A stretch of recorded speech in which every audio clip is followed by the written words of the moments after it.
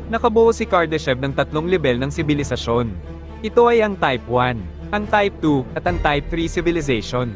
Ngunit nitong mga nakaraang siglo ay dinagdagan pa ng mga scientist ang lebel na ito. Kaya naman ang lebel ng mga sibilisasyon ngayon ay nagsisimula na sa Type 0 patungo sa Type 6. Halika't pag-usapan natin ang isa-isa ang mga sibilisasyong ito, at tignan na rin natin kung hanggang saang lebel na ba ng technological advancement ang sibilisasyon ng sangkatauhan. Ang Type 0 civilization ay ang pinaka-primitibo at pinakabaguhang sibilisasyon. Ito ay ang sibilisasyon na nagagawang mangolekta ng enerhiya sa kanilang planeta, ngunit hindi nila ito nagagawa sa buo nitong potensyal. Sagana sa enerhiya ang kanilang planeta, ngunit kakarampot lamang ang kaya nilang kolektahin na enerhiya upang magamit. At sa kalagayan ngayon ng mga tao, ang sangkatauhan ay nasa lebel na ito.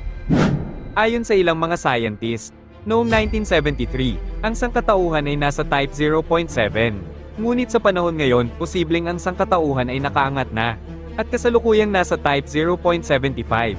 At tinatayang nasa 500 taon pa ang kinakailangang hintayin ng sangkatauhan bago maging tuluyang Type 1 ang kanilang sibilisasyon. Ang Type 1 civilization ay may kakayahang kolektahin at gamitin ang 100% ng enerhiya sa sarili nitong planeta. Ito ay ang klase ng sibilisasyon na kayang pakinabangan ng lahat ng energy source at energy type sa planeta nito. Sa madaling salita, ito ang sibilisasyon na hindi lang langis at gasolina ang inaasahan. Sapagkat kaya na nitong gumamit ng iba pang mga energy source gaya ng heat energy, solar energy, wind energy, hydraulic energy, at higit sa lahat ay ang nuclear energy. Sa madaling salita, ay walang nasasayang at walang natatapon sa mga enerhiya.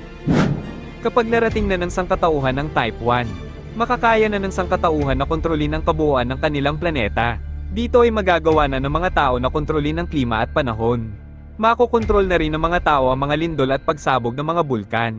Mapipigilan na ng sangkatauhan ng mga tsunami, at magagawa na nitong manipulahin ang ebolusyon ng mga hayop at mga halaman. At kapag nalampasan na ng sangkatauhan ang limitasyon ng kanilang mundo, darating ang panahon na mapipilitan ng sangkatauhan na tumira sa kalawakan at magtungo sa iba't ibang mga planeta at mga asteroid upang doon magmina ng mga enerhiya.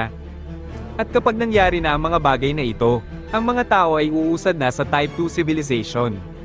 Ang Type 2 civilization ay kayang gamitin ng malaking porsyento ng enerhiya ng sarili nitong solar system.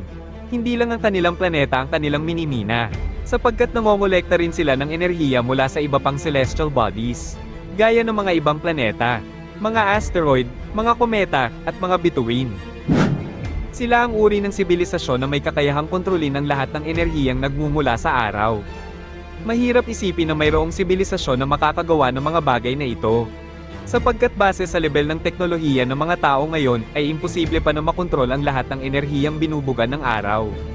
Bukod pa rito, ang araw at iba pang mga bituin ay mga higanteng celestial bodies. At sa sobrang laki ng araw, ay magkakasya sa loob nito ang 1.3 million na planetang Earth. Ngunit kahit napakalaki ng araw, ay magagawa pa rin ng sangkatauhan na kontrolin ang enerhiya ng araw sa pamamagitan ng teknolohiya na kung tawagin ay Dyson Sphere.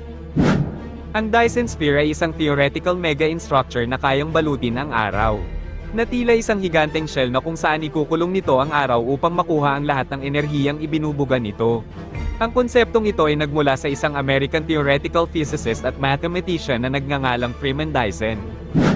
Nakakamangha ang teorya niyang ito, sapagkat kung iisipin, ang sangkatauhan ay makakagawa ng isang higanteng hollow sphere.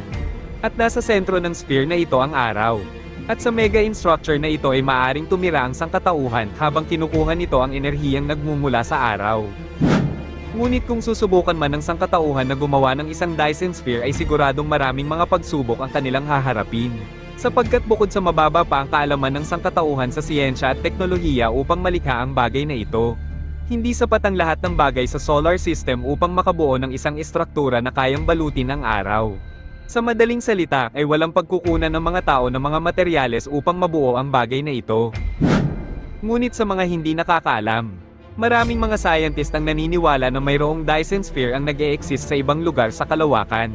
Sapagkat ang bituin na tinatawag na Toby Star ay pinaniniwala ang pinalilibutan ng isang higanteng istruktura. At ang istrukturang nakapalibot rito ay nahahawig sa isang Dyson Sphere. Kung mayroon mang matatalinong nilalang ang nabubuhay sa isa sa mga planetang nag-o-orbit malapit sa bituin na ito, at nagawa nilang lumikha ng isang Dyson Sphere, ang ibig sabihin lang nito ay mas advanced sila ng 10 beses kesa sa mga tao. Seryoso ang palagay ng mga eksperto sa ideya ng isang Dyson Sphere. Sa katunayan, sinusubukan ng gamitin ngayon ng mga scientist ang Infrared Space Observatory satellite upang makahanap ng mga Dyson Sphere sa iba pang mga bituin. Subalit mahihirapan ng sangkatauhan na makahanap ng mga Type 2 civilization sa iba pang sulok ng kalawakan, sapagkat pinaniniwalaan ng mga eksperto na ang mga ganitong ka-advance na sibilisasyon ay itinatago ang kanilang presensya at umiiwas sila sa outside contact. Ito ay dahil kinakailangan talagang magtago ng Type 2 civilization upang umiwas sa mga posibleng banta, sapagkat hindi pa sila ang pinaka-advance na sibilisasyon at mayroon pang tinatawag na Type 3 civilization. Ang Type 3 civilization ay ang klase ng sibilisasyon na kayang kontrolin at sakupin ng isang galaxy.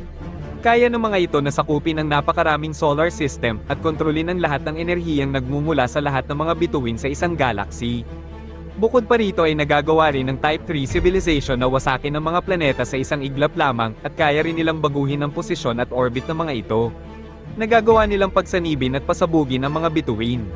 Nagagawa rin nilang kontrolin ang mga black hole na umaaligid sa kanilang paligid. At higit sa lahat, nagagawa nilang mag-travel na halos kasing bilis ng liwanag. Ang Type 3 civilization ay ang tinatawag na Galactic Civilization. Sa madaling salita, sila ay may kakayahang kontrolin ang buong galaxy. Upang maabot ng sangkatauhan ng Type 3 civilization, kinakailangan ng sangkatauhan ng malaki at walang hanggang supply ng enerhiya. At kinakailangan ng mga tao na makagawa ng milyon-milyong Dyson Sphere upang makontrol ang enerhiya ng milyon-milyong bituin sa Milky Way Galaxy. Naniniwala ang mga scientist na kung meron mang Type 3 civilization ang gumagala sa kalawakan, malaki ang tsansa na pinagmamasdan at inoobserbahan na ng mga ito ang sangkatauhan. At hinihintay lamang ng mga ito na malaman ng sangkatauhan na nariyan lamang sila at nakatingin. Marahil iniisip mo ngayon kung magagawa bang abutin ng sangkatauhan ang mga ganitong klaseng level ng sibilisasyon.